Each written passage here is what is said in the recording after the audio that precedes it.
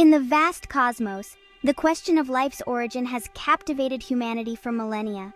From ancient philosophers to modern scientists, the quest to understand how life began has been a driving force in our exploration of the universe. One compelling answer lies in the primordial soup hypothesis, a scientific framework from the 1920s. This hypothesis provided a groundbreaking perspective on how life could have arisen from non-living matter.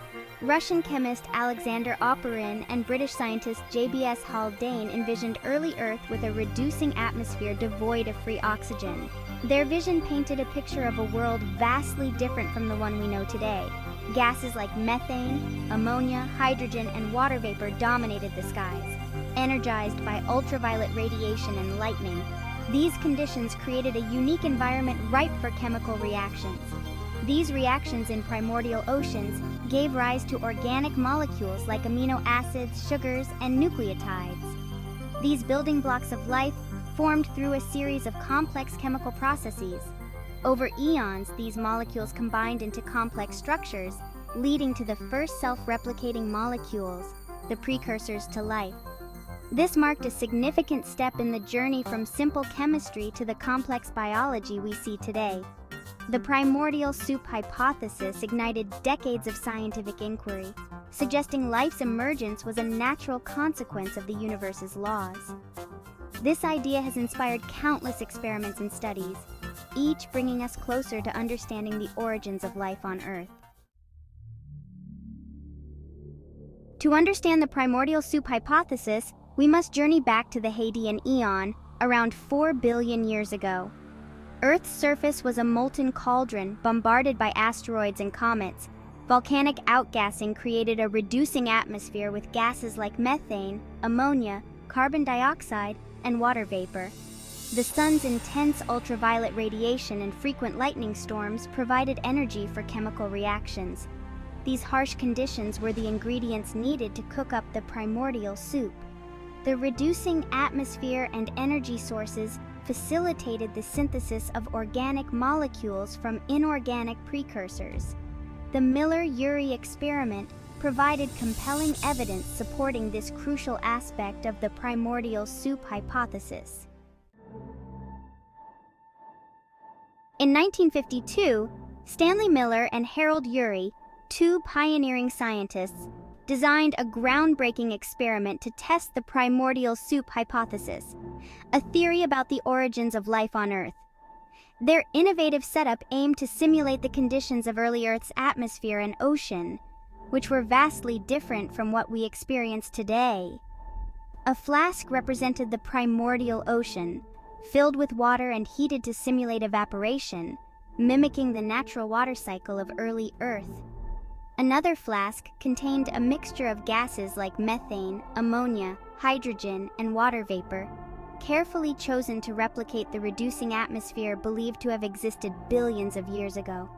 To simulate lightning, which was thought to be a common occurrence on early Earth, they introduced electrical sparks into the gas-filled flask, providing the necessary energy to drive chemical reactions.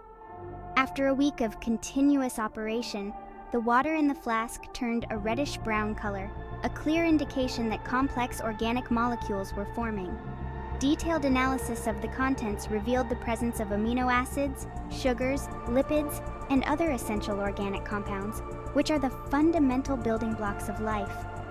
The Miller-Urey experiment provided strong evidence supporting the primordial soup hypothesis, demonstrating that life's building blocks could indeed arise from non-living matter under the right conditions. This groundbreaking experiment not only validated a key scientific theory, but also inspired countless researchers to delve deeper into the mysteries of the origins of life, sparking a new era of scientific exploration and discovery. The Miller-Urey experiment raised new questions and challenges to the primordial soup hypothesis. Geological evidence suggests early Earth's atmosphere might not have been as reducing as initially thought. Methane and ammonia, key ingredients, could have been broken down by ultraviolet radiation. This implies lower concentrations of these molecules, potentially hindering organic molecule formation. Intense ultraviolet radiation could also have broken down essential molecules. The discovery of extremophiles suggests life might have originated in diverse environments, not just warm, shallow pools. These challenges have led to refinements of the primordial soup hypothesis, but its core principles remain intact. Alternative hypotheses propose life might have originated in the depths of the ocean, at hydrothermal vents. These mysterious and extreme environments are teeming with unique forms of life that thrive in conditions previously thought to be uninhabitable. These vents, found along mid-ocean ridges, spew superheated, mineral-rich water. The temperatures can reach up to 400 degrees Celsius, creating a dynamic and volatile environment. The chemical gradient between vent fluids and seawater provides energy for metabolic reactions. This gradient is crucial as it drives the synthesis of organic molecules, which are the building blocks of life. Vents release chemicals like hydrogen sulfide, methane, and iron, fueling chemosynthesis. Chemosynthesis is a process by which certain organisms convert these chemicals into energy, bypassing the need for sunlight. Early life forms might have harnessed energy from chemical gradients rather than photosynthesis. This would have allowed them to survive in the dark, high-pressure environment of the deep sea. Vent environments are protected from harsh ultraviolet radiation and provide constant chemical energy. This stability could have been a sanctuary for the earliest forms of life, shielding them from the volatile surface conditions. Porous rock formations around vents could have concentrated molecules, facilitating complex structures. These structures might have acted as natural laboratories, where simple molecules could combine and evolve into more complex forms. The deep-sea vent hypothesis suggests both surface and deep-sea environments might have contributed to life's origins. This dual origin theory expands our understanding of the diverse conditions that could foster life. This hypothesis highlights the potential for diverse environments to play a role in the emergence of life.